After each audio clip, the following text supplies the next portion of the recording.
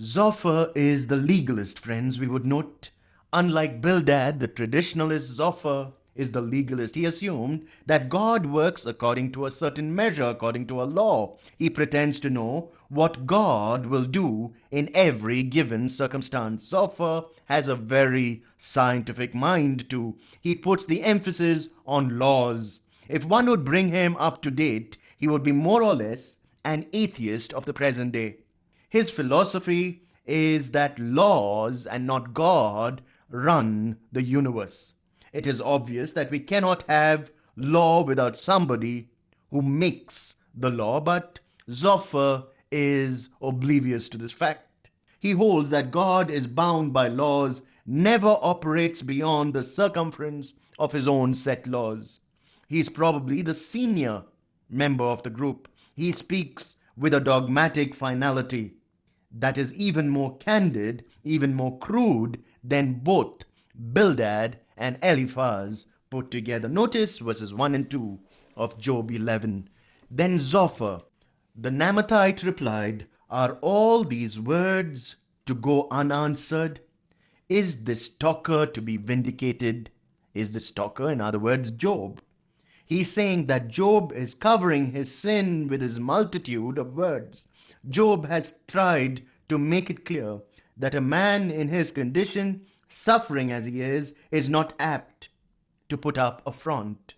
Zophar simply ignores that and says that Job is trying to talk his way out of his situation. It is true that there are men who are able to talk their way out of every situation, who are clever at manipulation by words. That is the way some lawyers win cases in courts these days. It is really not a matter of justice being done, but rather the cleverness of the lawyer, his gift, his specialization in this area of manipulation that wins the case and not truth. This is not true, certainly not of Job, but that's what Zophar seems to say. Verse 3 now. Will your idle talk reduce men to silence? Will no one rebuke you when you mock? Zophar goes a step farther and actually accuses Job of lying. He says, will your idle talk reduce men to silence? He has accused him of being a hypocrite, and now he accuses him of lying. That is even more crude than Bildad had been. Bildad had said that Job was a hypocrite, but never ever did Bildad refer to Job as one who is a liar. Zophar is now going to assume the pious position of being on the inside with God. Zophar feels that Job ought to listen to him because he has the last and final word, and that his word, in fact, is the very words of God. The arrogance of this man. Verse 4 and 5. You say to God, my beliefs are flawless, and I am pure in your sight. Verse 5. Oh, how I wish that God would speak, that he would open his lips against you. Oh, how I wish that God would open his lips against you. Notice the vantage point of Zophar. Since God wasn't speaking, Zophar speaks for God. I don't think Zophar had any message for Job except to strut. Now in verse 6, Zophar says, and disclose to you the secrets of wisdom, of true wisdom, which has two sides. Know this, God has even forgotten some of your sin. God has even forgotten some of your sin. What Zophar says to Job is really a blow, my friend, not a comfort. He tells Job that he is not even getting half of what he has really coming to him. Now, that is a pretty hard statement. He says the fact that Job is suffering as much as he is shows that Job is a lot worse than his friends even dreamed he was. He categorizes Job as a miserable sinner. Zophar is not very supportive of a man in Job's helpless, hurting condition. We must remember that all this time Job is a very sick man, covered with sores from head to toe in desperate pain. He actually thinks he may expire at any moment. And at times he even hopes that he will die. Verse 7. Can you fathom the mysteries of God? Can you probe the limits of the Almighty? Notice, can you probe the limits of the Almighty? That's a great statement. It is a marvelous statement. But who doesn't know that? Job will tell him later that everyone knows what Zophar tries to say he alone knows. No man can fathom the mysteries of God, can discover God. God is revealed only by his self-disclosure. The only way you can know about God is what he is pleased to reveal of himself to us. That he has revealed very, very little of himself to us. You know, friends, all our understanding of God at best is only a misunderstanding of God. That's what William Tyndale suggested. In fact, friends, the little that God has revealed to us has some of us so awestruck we just drop our jaw in open total splendor as we look at this amazing God who's chosen to reveal himself in a very fractional way to us to keep us sober. That limit of God itself confuses us. We cannot see what God has not revealed. Friends, can I dare to suggest that worship begins the moment amazement starts? Unless your jaws drop in total awe and amazement to the point of your heart stopping too, in total awestruckness, you cannot worship this transcendent God. God is the sum of all our thoughts. Man cannot look through a microscope or out into the heavens through a telescope and discover God. God must reveal himself. God makes himself known to man. This is a profound statement that Zophar makes, but it is not new to Job. He knows man cannot fathom the mysteries of God or probe the limits of the Almighty. He continues in verses 8 and 9, they are higher than the heavens. What can you do? They are deeper than the depths of the grave. What can you know? Their measure is longer than the earth and wider than the sea.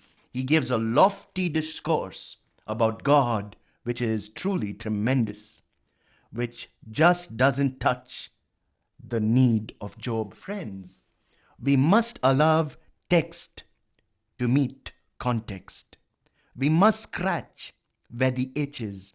Knowing all this heady stuff about God is one thing, but does it cater to the need of man? Never give a hungry man the gospel, somebody said, because an empty stomach does not have ears. First feed him, then give him the eternal gospel. Sometimes we, like Zophar, are so enthused and want to share the gospel for our own ends so that God is tremendously pleased about us that we forget people's needs around us. Many times people want bread before the bread of life, and therefore start taking care of the social perspective of man and then give him the deepest, the core need, the spiritual, the word of God. Verse 10 and 12. If he comes along and confines you in prison and convenes a court, who can oppose him? Verse 11. Surely he recognizes deceitful men. And when he sees evil, does he not take note? Verse 12. But a witless man can no more become wise than a wild donkey's colt can be born a man. Friends, what can you say of Zophar? These words must have ripped through Job's heart like a bullet. But a witless man can no more become wise than a wild donkey's colt can be born a man. What is he calling Job? Of course, he's speaking of Job here, not of himself. He feels that he is the answer to every question of Job. And he takes on this position of authority and dominance, and he pulverizes Job under the mallet of his dominance. Now you notice verse 13. Yet, if you devote your heart to him, Stretch out your hands to him. If you put away the sin that is in your hand, and allow no evil to dwell in your tent, then you will lift up your face without shame, will stand firm without fear. Then, if you fulfill these conditions of a devout heart, of stretching your hands to God, of putting away sin, of allowing no evil to dwell in your tent, then only can you lift up your face without shame, and you can stand firm without fear. Who is like this? Who can fulfill these requirements? If grace is conditional, none of us would merit it, friends. Notice what Zophar says here.